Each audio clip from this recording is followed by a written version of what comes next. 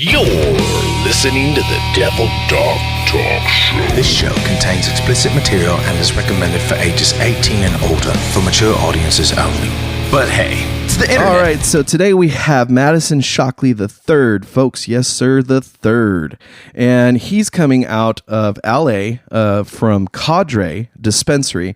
But Cadre is not only a dispensary, it's a brand, and they have so much going on. So I'm just going to go ahead and turn it over to Madison and let us know a little bit of welcome, first and foremost, to the Devil Dog Talk Show. Thank you for having me. I appreciate you having me on the show. Madison Shockley III, born and raised in LA. My dad's from LA. My grandfather migrated to LA over 70 years ago. And so my family's been here. And then, I've got a background as an entrepreneur, started in entertainment, moved into the tech industry, and then found my way into commercial cannabis when cannabis went legal recreationally here in California, and the social equity movement began in the commercial cannabis industry. And so I've been, pursuing my license for my retail dispensary that I just opened just a few weeks ago for the last 5 years. So yeah, it's been quite a journey. Wow. And that's pretty amazing. I'm very happy that you're really, because I'm excited about elaborating on that process, especially given, my personal interest in cannabis, a lot of people's entrepreneurial interests. Of course, it's a very viable economic situation, right? But to focus in on a little bit about what you went through for that 5-year period, what did it look like to just initiate the licensing process for a dispensary over there? Yeah, well, I got to say, it really started more than 5 years ago. I have to say it started when I started my career in selling cannabis, marijuana, weed, whatever you want to call it, probably back when I was 14. Oh, wow. And then when I got arrested when I was 18, because that arrest is what made me eligible for the social equity program 5 years ago, right? And then all that time in between, when I had that cannabis arrest on my record and how that affected my life and my job opportunities, I always had a business mind and an entrepreneurial spirit, but I learned pretty quickly in the job market when I turned of age to start working and start a career. I learned in the job market pretty quickly that my cannabis arrest was going to hold me back. Every time I would interview at corporate jobs, I'd get through several series of interviews, and then you get to the end where it's you versus somebody else, and they evaluate you and they do the background check. And that's when they see you have a cannabis arrest, and then you got to explain that. And whoever in the company is vouching to hire you, they have to kind of explain that when they're arguing why they should hire you, and often you don't win that battle and you don't get the job, and so that was my experience. I started in music. I wanted to work at entertainment studios, and I kept applying and getting through interviews and then not getting the job over and over again. And despite how talented I was at marketing, that cannabis arrest held me back. So I also credit that to my entrepreneurial journey, because I always say I had to be an entrepreneur because I didn't really have a choice to really thrive in the job market. Because of my cannabis arrest, because of the color of my skin, because of the different things. And weed has traditionally been an avenue for people like me in my same situation and background where I come from, of not having a lot of opportunity to making opportunity for yourself and doing what you can do to survive, and kind of trying to take matters into your own hands and enterprise and slip through the loops in the system to make a life for yourself. Cannabis has been one of those avenues. So my career really started, and the makings of my career really started a long time ago. Wow, man, that is, we talk a lot on the show about trials and tribulations, hardships, adversities, and then being that champion within it all, becoming triumphant. And that's exactly what you've done here. I did not know that. I didn't see that in the notes, which is amazing because we did a few interviews with Andrew D'Angelo. We talked about the Last Prisoner Project and Miss Angela White, I believe her name is, at the Success Centers over there in San Francisco. And we hit on that a lot, is the opportunity within it. And having removed the criminality concept within cannabis a long time ago, but it's still being present, since 2016 when the AMUA Act really hit place for commercial cannabis, right? So that's very interesting that, even though there was the medicinal cannabis Prop 215 since 1995, that there is a disenfranchisement and a marginalized community and culture that even though we as a community and society, I'm not saying we pimp it up, but we do in the music industry, of course. It's a very prominent conversation of, either drugs or, African-American Black culture being, whether it is, I shouldn't say disenfranchised. It's being there. There's the word. My wife says this. You're taking somebody's culture and utilizing. What is it called? Appropriating somebody's culture. Appropriating. Thank you. Black culture. Yeah, and so that's exploiting Black culture. Leveraging it. Making a gazillion dollars off of it and not sharing the benefits and the profits or control over it with the creators. Yeah. Or even acknowledging it. That, trying to get people to acknowledge the fact, like earlier today, just to talk about appropriation, right? I was watching a funny meme about this white guy that went to India, to learn tech or do whatever. And he started a burrito business, Mexican burrito shop called the California Burrito. Right. And I'm like, okay, that's pretty cool. Mexicans, we don't really give a shit about, who does what or why. But at the end of the day, I'm like, this fucker's got 50 franchised businesses in India. And, there's a lot of money moving around India. And that's a whole different entrepreneurial concept that's really going on that a lot of people... Sorry, say again? You see that in the cannabis...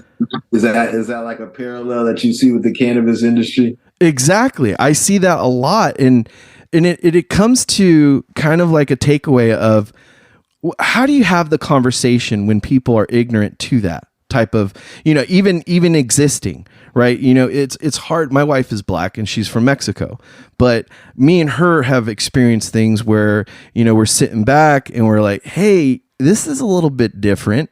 And I've noticed it too. I get, introduced differently, or people kind of engage with me differently versus when me and her are together. And I'm not saying that it's, blatant racism or it's blatant ignorance. It's just something that I think I could definitely acknowledge, and I see it happening. Yeah. But then to say, like yourself, a young man, right? You get in trouble. It's disproportionate on how the law enforcement aspect of what it is in our communities go, and how they focus and how they concentrate their energies and where they concentrate their energies, right? And of course, the war on drugs, etc. And coming from a background where my parents were, correctional officers, we always had these conversations about staying the fuck out of trouble. Don't end up being a statistic. Kind of like what you're touching on, the basis of once you get that flag, so to speak, on your resume, permanent record, right? Man, does it fuck you over for a long time. But you've took that.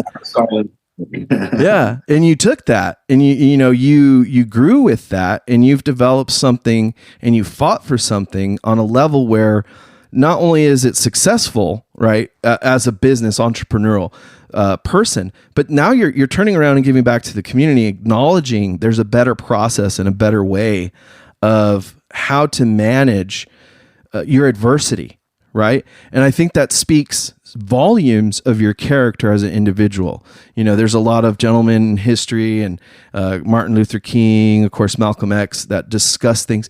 I like Malcolm X a bit more. He was a bit rough, you know, a lot more, you know, sometimes you got to kick people in the face, right? And more aggressive approach. Exactly. And so I've been watching this show. It's called The Godfather of Brooklyn with Forrest Whitaker. Great show. Yeah, Godfather of Harlem. Godfather of Harlem. Thank you.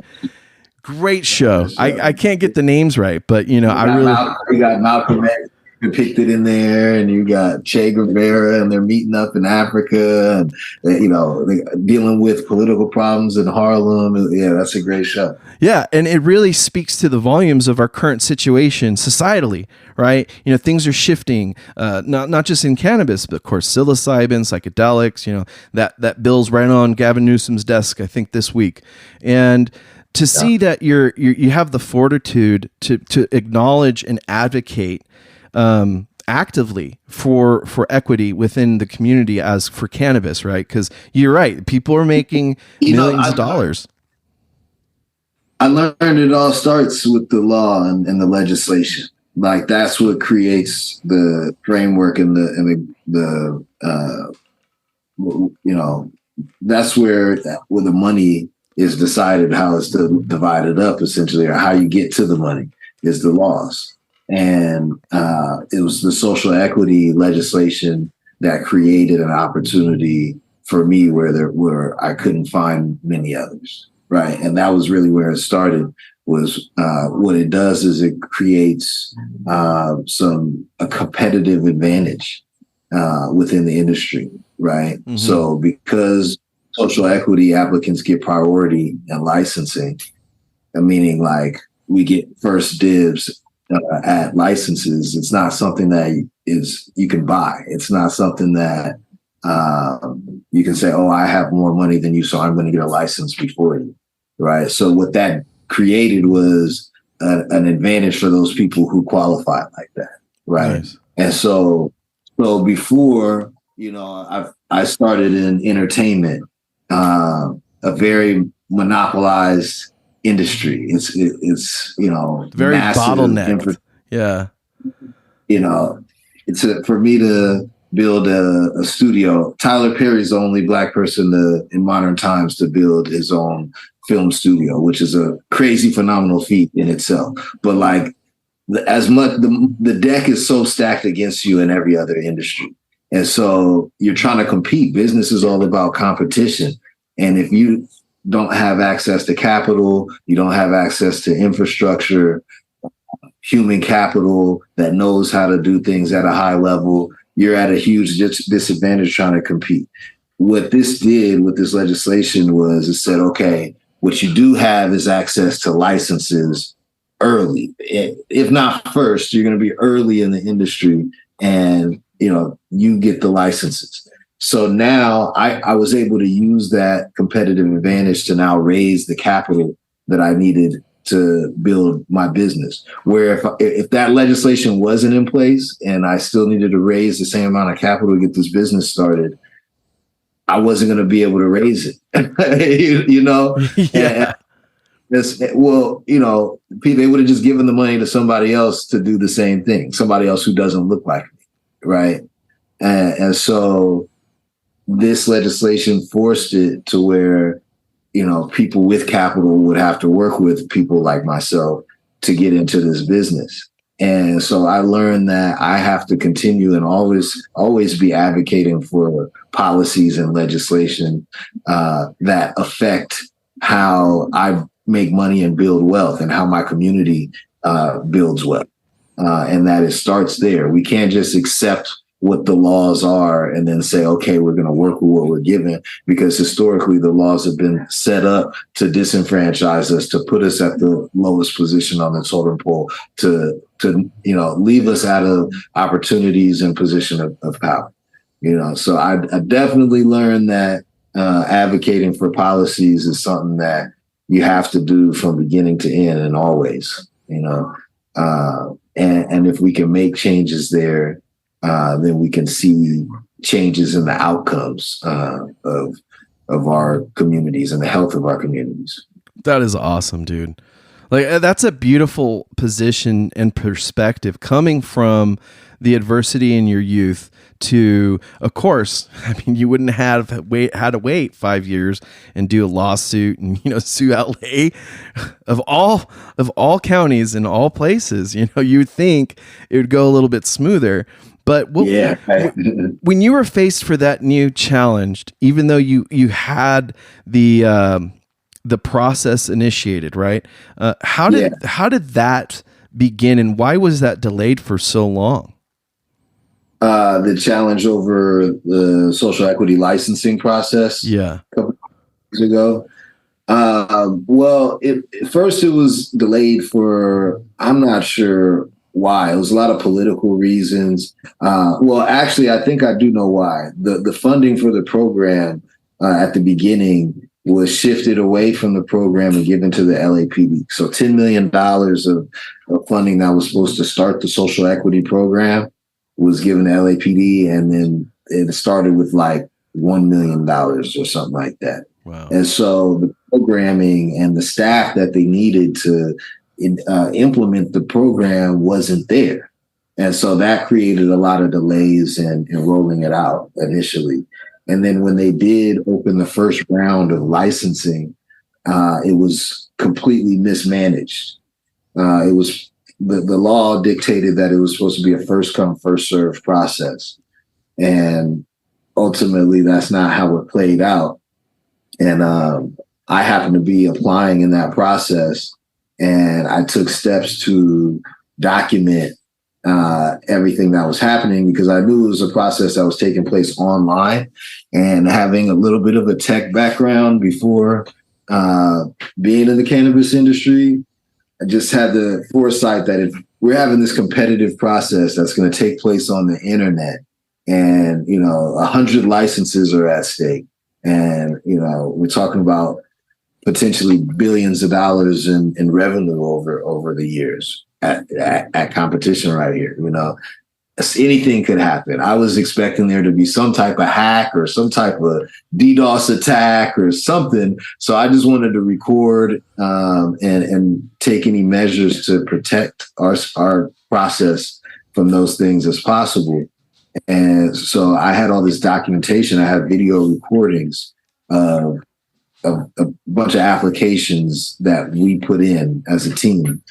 And I was able to use that documentation to refute what the city was putting forward as the first come, first serve order of distributing those licenses. Okay. And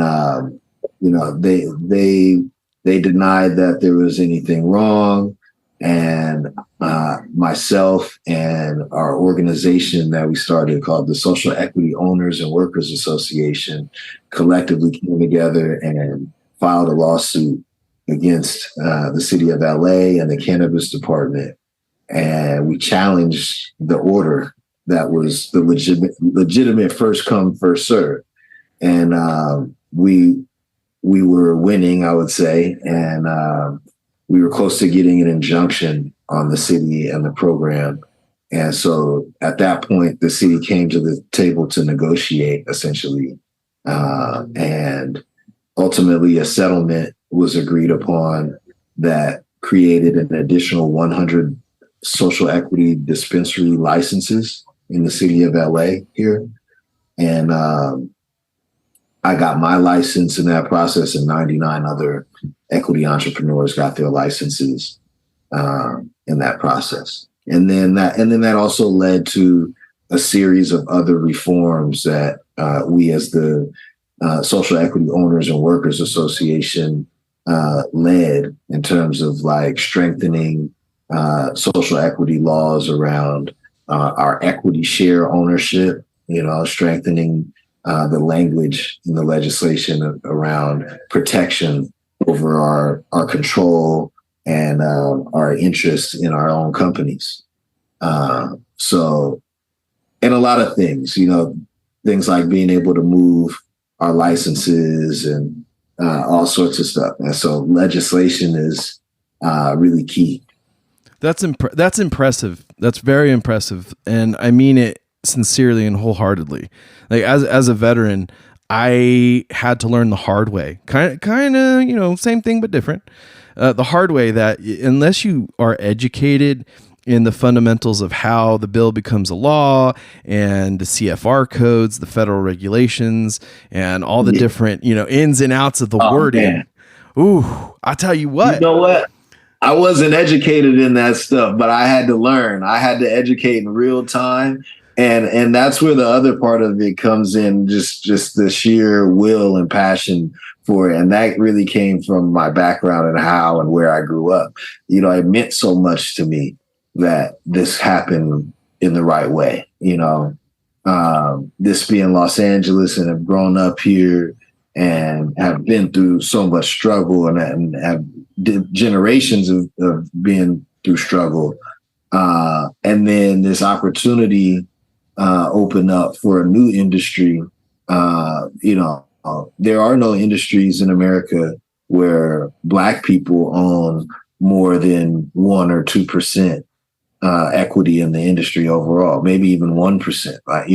And so for a new industry to emerge and the opportunity for us to have a stake in something like this, that we've had such a hand in cultivating for many years in this country already, and that be able to get market share that we earned and deserved, and many people have spent many years in jail, and many people have been separated from their families. Many people have been killed over the same plant, and so it means a lot to really have this equity. It means a lot to my son, to my children, to my brothers and sisters and cousins and uncles and all the people who have lost so much. And so for it to go down in a way that would be corrupt, I just cared so much to not let it happen like that. Did that flame sort of spark the motivation, not only like once it's said and done, because as I was reading, there's a lot of stuff I could read out right now, and we'll get to as many as we can. But did that kind of spark the flame to build not only the equity and the social justice concepts, like with the CEPC that you have going on, as well as I would say, the other way around. I come from a family of people who have been of service to the community. I'm a Madison III, Madison Shockley III, and my grandfather and my dad, and were both extraordinary men who have dedicated their lives to serve in their community. And so that's really I would say the flame where that comes from. And then as soon as I started pursuing a license in cannabis and being part of the social equity program, I came to it with a commitment to serve my community and to help organize this as an opportunity, not just for myself, but for our entire community to take advantage of. So as soon as I started pursuing my license, I also started participating in community organizations. Early on, it was Life Development Group, an organization founded by Kika Keith, another social equity entrepreneur. And I volunteered my time and my talent to working with that. And we educated hundreds of people in South Central from our community about the social equity program. We helped get people verified. We did the city's job of doing the technical assistance to help people get verified for over 20% of the social equity entrepreneurs in LA. We helped them with their paperwork to get verified as social equity. Wow.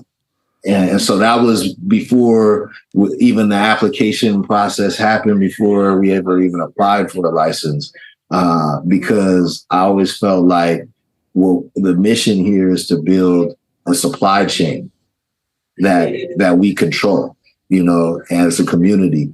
And so my business is just going to be one business within a whole, environment of businesses, a whole supply chain of business, a whole ecosystem of businesses. And so if it was just me, what good is that? Like, how well am I going to do if I'm just a small fish in a big pond? But how well could I do if we came in this as a school of fish and we look like a big fish together, That's awesome. And that's how I always thought about it. That's awesome the way you put that. Like, I'm sitting back and, I'm trying to maintain a bit of professionalism. As I get upset, like when I hear stories about this shit and like, just people taking advantage of others. But here you are as an entrepreneur, as you're building it, you're giving back, which is really uncommon. It's very, very uncommon. And I mean that wholeheartedly. I've dealt with a lot of nonprofits as a veteran, and I see the inner workings of donation dollars and the consumption of dollars, and just being able to get a seat at the table and explain and advocate for yourselves.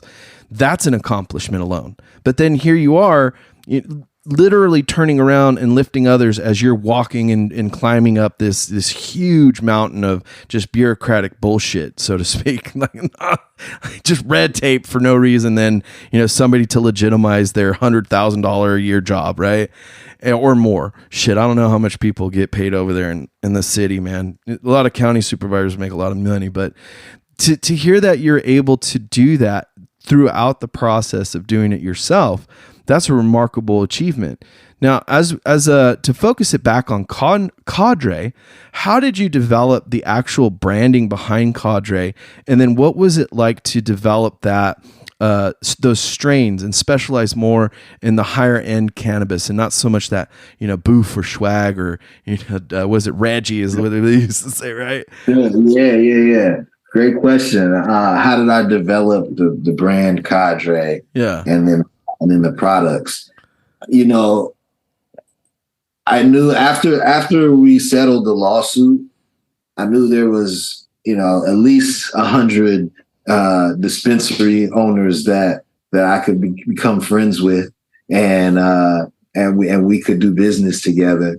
And I wanted to have a product that could be on those shelves, and that those owners could also have ownership in, and have collectively have a brand together that we could use to build this supply chain, build this ecosystem, build a relationship with consumers under this enterprise. And so what I did early on was partner with other equity entrepreneurs and other social equity dispensary owners, and shared equity, and got them to invest money into buying equity into this enterprise. And so that was one thing. And then the name itself, Cadre, it came from really just studying previous movements and revolutionaries. When I read books by Huey Newton, one of the founders of the Black Panthers, he talked about the word cadre, and he talked about cadre people. So did Che Guevara from the Cuban Revolution, and he talked about when the revolution's over and successful, and we take over and we create this new nation, it's going to be the cadre that are the people who are the backbone of that, and share and teach the ideology and the new infrastructure and the rules of this new society to everybody else. So those are the cadre, and us working together is one thing I just been trying to permeate within the social equity community. And so the word cadre and the spirit of what cadre meant to a lot of other revolutionaries just fit with what I think we need to do economically through cannabis. And so that was where the brand and the name came from. That's awesome. Now you brought up some great talking points. And of course, my inquisitive mind, I'm like, yeah, Che Guevara, yeah, he did a lot of good stuff starting out. And then shit shifts, you know what I mean? And, I'm not a person that's against any kind of thought or belief system. I believe that everything has its time and place. And especially when we have and we exist in a crony capitalistic society right now. Because people, it's capitalism. I'm like, bull fucking shit, bro. This isn't capitalism. This is crony capitalism at best. Okay. And to see, I'm pretty sure you saw it. Capitalism has always been propped up by racism. Exactly. And sexism. And right. And I know where you're going with this, and I appreciate the question, and because personally, I don't think there's been any perfect revolution. I think this revolution is going to be better, and we're going to build on the positive things of previous revolutions, and we're not going to make the same mistakes that other revolutionaries have made. So that's really how I look at it, rather than deifying any particular leader or revolutionary. It's really about just learning the lessons from the past and how do we create a new, better system that takes care of people better than what we're doing now. Exactly. Yeah. No, I completely agree. And to go back to the reference of Bumpy Johnson, right, with the 10 Harlems and spreading that wealth and distributing those concepts and even working with Italians, okay, like this at that era was extraordinary, okay? And now here it is, it's a legal market, and we're changing our society, I should say our societal normatives in such a way where that conversation is a must. Like, what if we could, not necessarily redistribute wealth? People don't like that conversation, right? Or, reparations, people don't like that conversation. Or this, well, then how about we just do something that acknowledges the fact that the way things are, the status quo may not be operationally the best for in the future. Like having the conversation, of course, about prison recidivism, the criminality behind the culture of cannabis, and then the shift. Why did it shift? Well, because a bunch of white guys started fucking making money with the shit, okay? It's as sad as it is to say it bluntly. I go, yeah, I grew up in a Mexican household. I saw a lot of good and bad within, just the demographics, the statistics, you name it, the war on drugs. I think everybody's family going through it in the 90s and early 80s saw a taste of it. It wasn't like it is now where you can turn away and just watch Netflix. You know what I mean? It was, you're out in the streets to walk around or play as a kid. There's shit that you see. And to be an adult nowadays where these opportunities are given simply by engaging, like you said earlier, about legislation, because I hate it when cops say, well, I'm just following the law. Well, whatever, bro. Like, okay, then let's change the law. Well, you can't change the law. No, who changes the law? How does the bill become a law? How do you effectively change the way we do your job? Because if you're giving me chicken shit and I paid for chicken salad, let me go ahead and lodge a complaint or two, right? And for you yourself to come from a background, a heritage, a culture where there is true trials and tribulations, adversity, before you even step out your door, you're preparing yourself. Right. And I don't know how comfortable you feel talking about that, but I always find it very rare to have this conversation with folks that experience not just blatant racism, but the centrifugation of power and authority in such a way where your opportunities are limited. And I go, Mexicans, we get it. Of course, it's not as bad. Of course, it's not as bad. It's a very diverse experience. But coming from slavery, right, and coming from the Jim Crow era, and you could, like, I hope all the listeners today watch Watch The Godfather of Harlem. It is, I would say, it really epitomizes and pointates a lot of these things we're talking about, where, hey, now these people are educated. They know how to advocate for themselves. Let them, right? And it shouldn't be a matter of letting people, you know?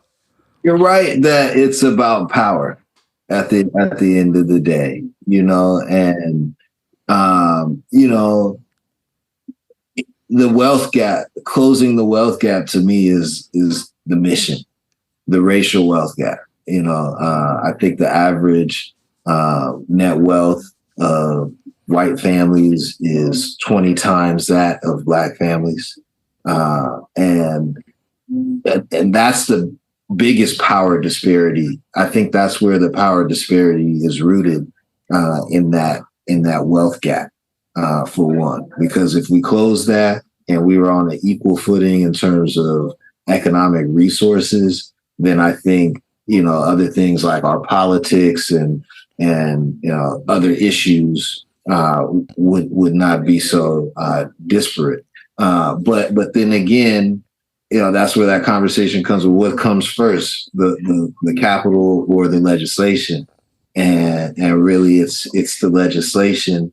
And that leads to the capital, that leads to stabilization of a community, you know, and the capital part is what's critical. And so to me, I would take some disagreements with you about what needs to happen right now. I don't think we need that much more conversation. I think we've been in conversation for a long time, and because it's about power, it's about legislation that puts money in the right places in our community. So then it's action. It's action and it's capital. It's money and it's laws that create economic opportunity. And it's making that happen. Like, for example, for social equity, it's properly funding the social equity program.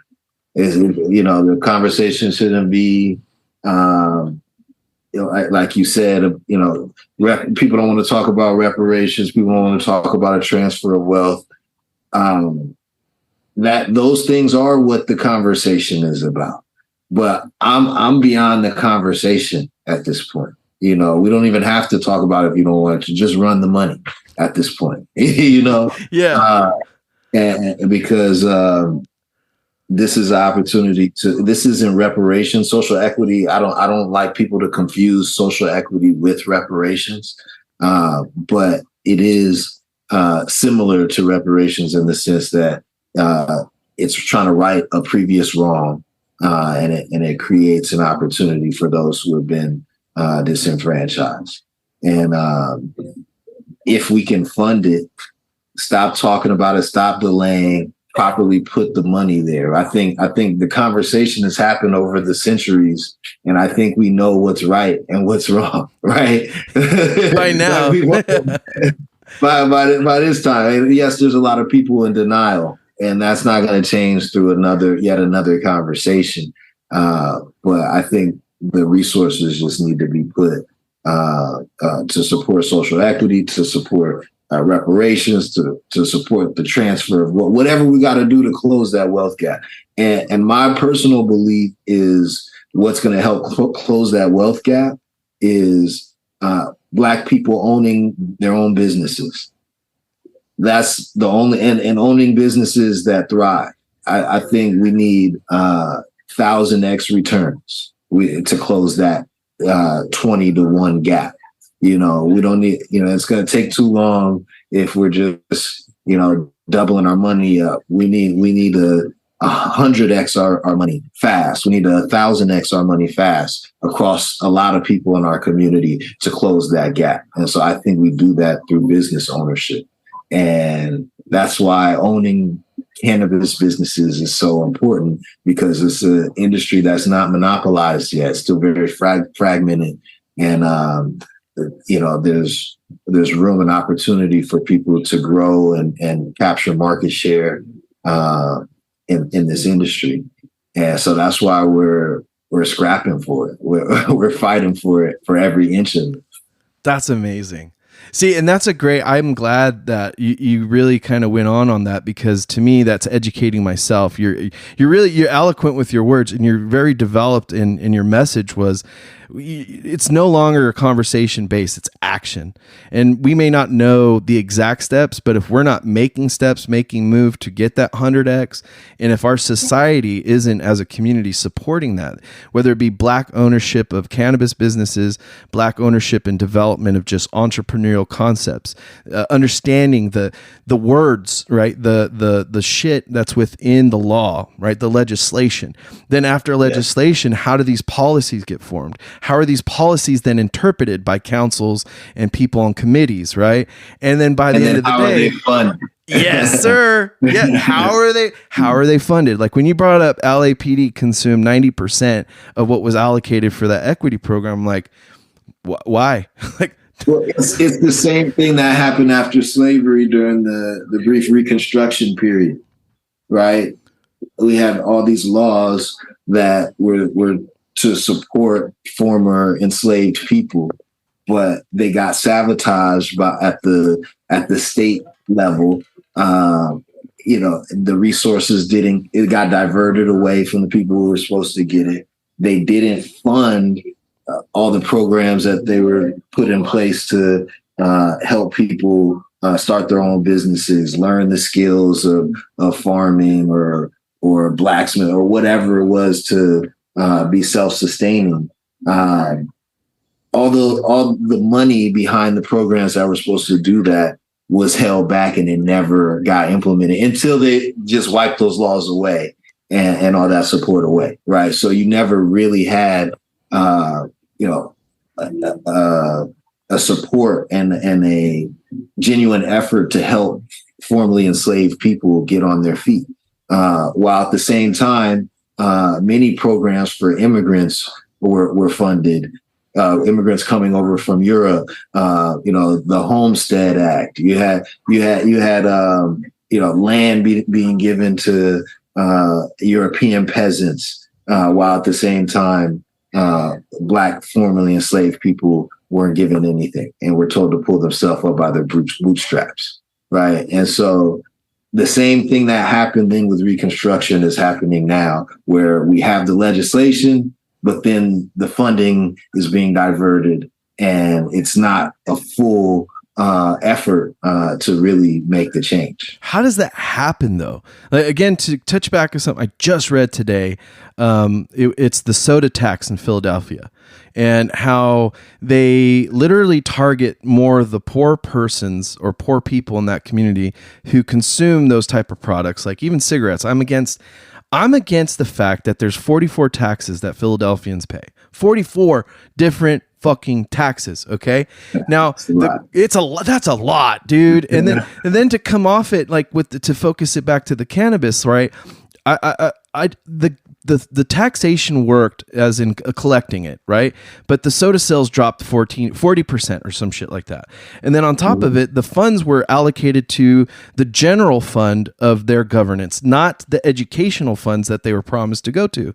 I don't understand how that's legal. And the same thing in cannabis. Yeah. Same thing in cannabis. None of the funds that come from the cannabis taxes go back into supporting social equity or even supporting cannabis in general. It all goes back to the general fund, which 50% plus of the general fund goes to the LAPD, right? So that much money goes to the LAPD? Yeah. More than 50% of the budget in LA goes to LAPD. How is it? Oh my God, here we go on another whole tangent. How is it justified? Like, I don't understand. I don't understand the concept of, taking that much funding and allocating it to a court. People say don't defund the police. There's crime, blah blah blah blah blah. And I'm like, yeah. Right. But that's another power discussion. Yes, it's not justified. It's not justified, but the power justifies it. And the LAPD has a lot of power. The mayor and I don't want to get in trouble for saying this, but if the mayor and the city council members are voting on the budget, and then they start acting like they're not going to support increases for the LAPD, and then the LAPD all of a sudden stops protecting them. How do you, that's the kind of stuff that happens, right? So it's itching my brain, man. It's less about justification and more just about raw power. It is, and it's just utter and complete bullshit. I can't stomach it, and I'm so happy that I'll get in trouble for you, dude. I'll tell you what. Hey, like we're gonna get in good trouble, right? Yeah, because John Lewis used to say exactly. Let's get in some good trouble, right? Like it's worth getting yelled at by somebody or pissing somebody the fuck off that doesn't deserve to be sitting in the chair that they're sitting in. Right. Like I talk to a lot of different groups of people and a lot of different people, and we have so many beautiful conversations, this included. But to say that you can't fix the problem out of fear of what? Power to who? The LAPD, because they'll stop protecting you. Hold on. So what are we describing? The mafia? Because again, going back to that damn show, right? Like, oh, you're not going to pay me, so we're going to rough you up a bit, or we're going to allow somebody to come in and rough you up, or we're going to make it look like these people did it from the other side of the street when it was actually us, and everybody's getting that pad, you know what I mean? And I'm like, okay, so that's why that show is so good and so real. It is so real and so it's so vibes right now, like especially even with this conversation, like. So let's not get in trouble. Let's just reference the part where Bumpy, like he's getting pushed up, on the street by a group of cops or whatever, and his daughter's getting embarrassed. And the long story short of that episode was don't do that. You know what I mean? Like don't beat people up and make a man lose his eye, etc. Right? Don't abuse your power, because shit comes the fuck around. Okay, like whoever's on top right now, that's the reason why I'm glad you bring up people like Che Guevara, Malcolm X, the Black Panthers. It may have not ended right the way that everybody wanted, but let's be very truthful. There was a lot of influence at that time for everybody involved. It wasn't a straight shot. You know what I mean? These people didn't get a straight shot back then, and they're not even getting a straight shot historically. Like talking about the Black Panthers, right? People, they were this, black supremacy group and da-da-da-da-da-da. And then, of course, they bring up the bombing and the shooting and, everything that was broken down at that point. I'm like, do you understand what the FBI and the CIA was doing back in the day? I mean, it's open knowledge that the CIA and the FBI had something to do with JFK dying, okay? Or I shouldn't say dying, being assassinated in public. Yeah. Well, yeah, and they were sabotaging, they were spying, they were... they had members. You seen what's that movie? The Black Messiah movie. Oh, I haven't seen that one. It's about the Black Panthers and this one of the members who was actually a police officer and infiltrated, and how the FBI and the CIA were trying to infiltrate the Black Panthers and this member, it was based on a true story. Oh, wow. Where this member, a Black man working for the police, worked on their security force for the leaders of the Black Panthers. They thought he was one of their loyal members, while the whole time he was sharing information with I believe it was the FBI. And, he was also trying to sabotage them and make them look more violent, right? Like, so he would try to set up deals where they would go and buy bombs and carloads of guns and ammunition, and they'd be like, "Dog, we're not on that. What are you talking about?" And so like a lot of that image of the Panthers being violent, and not to say that there weren't. There wasn't a breakdown in the leadership and there wasn't a corrosion in the organization over time and towards the end. But, a lot of that was, like you said, sabotaging, engineering, and corrupting the organization, and also after they jailed and killed the main leaders of the organization, right? So, yeah, to judge it without acknowledging those forces and those dynamics is unfair. Yeah, and not reporting on it. Like, I mean, for the love of God, the FBI still does the same shit. Okay, they're the rinse and wash and repeat. They're the shampoo of government organizations, dude. Like, and it's like people go, why do you talk so bad about the government? I go, because if you have to cheat to justify your budget, right? If you have to create the criminals you're fighting, what are you doing? Right? What do you, if I were to do that in any other place of business, it would be fraud. It would be embezzlement. There would be a larger prison sentence. I would be worried about my culo on cell block 4. You know what I mean? Like, but these people just get away with it time and generation after generation after generation.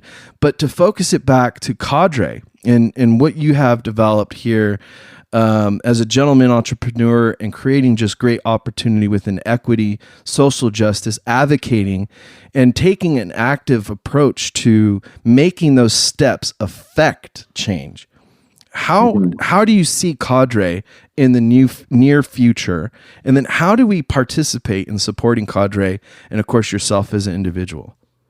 Yeah, we're already growing really fast. We launched the brand on Juneteenth. June 19th this last year at the Lamert Park Juneteenth Festival. So just a couple months in the market. We're selling in 5 stores around LA, actually 7 stores in LA now as of last week. But those first 5 stores, each of them have sold out at least 3 times of our product and have asked for a restocking. So the traction has been really phenomenal out of the gate. Which has been exciting. And so I would say buying our products, our cannabis products and our apparel products is the first way you can support us for sure. And we're going to be expanding. We're expanding out of LA across California. Next week, we're launching in all the off the charts locations across the state. So go shop at Off the Charts and buy Cadre when you're there. And then over the course of this next year, we'll start expanding across the country. So if you're listening to this and you're not in California, start planting the seeds in your cannabis community about Cadre. If you'd like to be a part and join the Cadre, follow us on our Instagram page at Join the Cadre. We're just going to keep growing. There's so many things. It's about building a supply chain, and the Cadre brand and products are the vehicle for that. But any way that you could plug into our business and help us grow that supply chain, help us grow that customer base, that's how you can help. That's awesome. And it's thecadre.com. And the resources I'm just looking at here, you got about I'm like 15 different locations that I can see and I'm not good at math. I'm semi-retarded, bro. So I'm like, okay, they got in Costa Mesa, they're Sacramento, Los Angeles. You have several places out in Los Angeles, Palm Springs, Vista, California. That's just down the road. In fact, that's actually great. I can get my ass over there. That's right. That's like right where I go to school almost. So back to the cannabis products themselves. Do you develop, is it flower? Do you guys create your own genetics? Yeah. Is it? So what we did, we partnered with a cultivation and manufacturing company called Green Label. Okay. And they're a Black owned, social equity owned cultivation. And they have some of the largest, most state-of-the-art facilities in the country. And they white label for a lot of prominent brands in the industry. But they were really excited to partner with us and white label for us because all our products, anything that we develop together and make popular on the market benefits this social equity supply chain. Nice. Right. So every time you buy a Cadre product, you buy one of our pre-rolls or one of our 5 grams bag, you're not just supporting Cadre, one Black-owned company, you're supporting Green Label, a second Black-owned company, all at once by buying one product. That's amazing, dude. I love that. I love that so much. You know, was it Wiz Khalifa said, instead of buying a pound, I'll just grow my own, right? And I believe in that message so well. You know, it's such a powerful thing to be independent and create and manifest destiny and all those beautiful things that America stands for at the core value. And to see not only yourself as a gentleman, you know, creating and proliferating this message of equity and social justice, but then turning around and educating the same community, creating better and better opportunities every day. So I'm super stoked. I'm going to have to get my ass out here. I think Vista is the closest one, and pick up a bag of something. What would you recommend? Like, here we go. What do you recommend? You know, we got this strain that we can barely keep on the shelves because people keep buying it wherever we put it out. They like, some people go around and are like, do you have any of this caramel runts from Cadre? And they'll buy everything they got left at that store because it's that good. So I would say our caramel runts, and we sell 5 gram bags. It's, you know, it's the flavor, but then also the effects of it. Like the high is just phenomenal. You're going to feel great. And it's going to taste good at the same time. So that caramel runts, I would recommend. Oh man, I'm excited. Now I'm one of those guys. I'm a bit of an old head, right? Gray hairs and everything. So sour diesel is one of my favorite strains just in life. I can't find it. You know, it's difficult to find. Would you guys have anything relative to that where it's a big, like a diesel-y or gassy? Like Runts is great. I love Runts. I like cookies type, you know, this biscotti. We got biscotti, which for me kind of is more in that category. But yeah, because we got a couple of Runts flavors, but you might like the biscotti that we just dropped last week. Oh shit. And so you guys aren't even, you're saying fuck the 3.5s. You're going 5 gram bags. Yes. Awesome. We don't even do 8s. We just do 5 grams. And, you know, we're just offering more value to our customers. You know, our 5 grams go for between $40 and $45, depending on what store you get them at. But with the quality of it, we're competing with a lot of the top shelf 8s, and so you're basically getting 5 grams for the same price as a lot of these other brands are selling for 3.5 grams for. And I've noticed that, you know, just looking at your guys' website in the grow, I don't want to say grow house because that's not what it is. It's the highest technological type of development shit I've seen, where there's so much integration of indoor growing, and I'm like, holy shit, that cannabis looks so good. Right? Like, yeah, that's so good. And I'm going, all right. So a lot of the time, a lot of people don't understand, especially when they're breaking out into the industry or just trying new cannabis strains to begin with. Just for our listeners, 3.5 grams or 3.5 grams is an eighth. For an eighth, if you're getting indoor, like high-end cannabis, you know, there's even cultivators that do specialized strains. You could pay up to $80 a fucking eighth. $80. You know, believe me, go on Weed Maps. I'll prove you right. I'll prove me right. Prove you wrong. And so to hear that you guys are doing like a $45 or even a $40 5 gram bag, like that is awesome. That's literally, you know, going back to the old days where you get the guy, and he just like, yeah, man, no, he doesn't even look at it. He doesn't even wait. He just eyeballs that little half zip. There you go, dude, no problem. And that makes me feel happy. That gives you that little extra, right? You know, that's your favorite weed man, is the one who every time you get some fire from him, but then also he gives you that little extra nug on top of the eighth that makes, so that's the effect we were going for, man. The heavy pour. Nice. Exactly. The heavy pour, man. That's awesome. All right, so let's talk a little bit. We only got, I think, a little bit more time here. I just want to get to know a little bit more about you, Madison, as a person, and what do you envision as your role, not only as an entrepreneur, but a leader, a revolutionary in this concept of Cadre. How do you see the next few months into possibly the few years for yourself developing? The way I measure my success by how I'm able to help other people be successful, like because it's about an ecosystem and a supply chain. and us succeeding together. I can't measure my own success by, how well my own company does. I got to measure it by other people that, helping them beat the odds. And so, that's how I look at it. A close friend of mine and fellow equity entrepreneur, Major Dotson, who just recently passed away last week.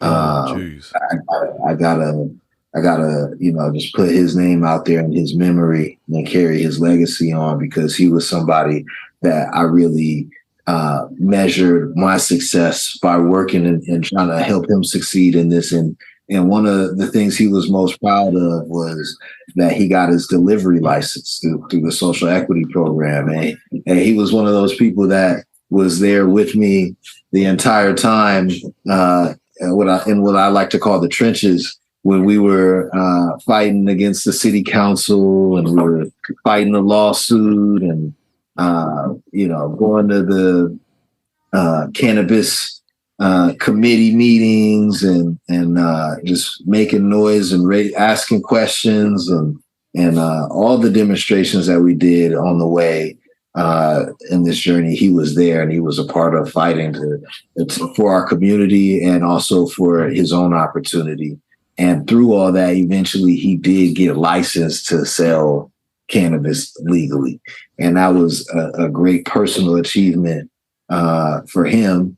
But, it hurts me and makes me sad that I didn't get to see him operate. He didn't get to operate in the industry, and he deserved to, and so success years down the line will look like, a lot of people from our community being in ownership positions where they're operating these businesses. They're building personal wealth through control and equity in these companies. That's fucking beautiful, dude. Honestly, that is so motivating and inspiring, dude. Like I'm awestruck again, always by you guys that she sends me. I'm always excited to hear about, of course, opportunities in the cannabis industry. Of course, I was bummed that I wasn't able to get to the launch of was it Off the Charts in Los Angeles at 615 East 61st Street, Los Angeles, California 90019. I'm pretty sure that I nailed that one. Got it. You nailed it. That's where we're at. That's the spot. Off the Charts, powered by Cadre. There you go. On. And we're proud to have, Off the Charts is such a phenomenal partner, and we're lucky to have, because they come with the greatest inventory variety, the best prices in the state, the best customer service and operations. When you come into Off the Charts, you're going to feel like family, and you're going to feel at home. And that's what we offer when you come here to Off the Charts, powered by Cadre. Look forward to being a hub for the community here. So come on down. Nice. And our last bit, I just want to give you the opportunity for any shout outs, any dedications, like Art LeBeau used to say, right? And then as well as any shout plugs. Out Major Dotson. I just spoke on him a minute ago, but shout out Major Dotson. He's an inspiration for all of us, and he fought hard, and he was a visionary about how to build a cannabis delivery. I learned so much from him about his vision of how a futuristic cannabis company should run. And so we're going to strive to build that in his honor. And so shout out, dedication to Major Dotson and everything he did for us. Beautiful, beautiful. And again, everybody, this is Madison Shockley III from The Cadre. TheCadre.com. You can get The Cadre at a multitude of locations all throughout California and soon to speak nationwide. TheCadre.com, The Cadre, you can look them up on all their social media.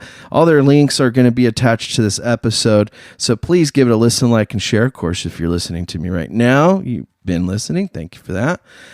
Get out there, get a bag, a 5-gram bag. That's a hefty boy. And I'm a hefty boy. Okay, yeah, I appreciate the extra nutting. I could use that.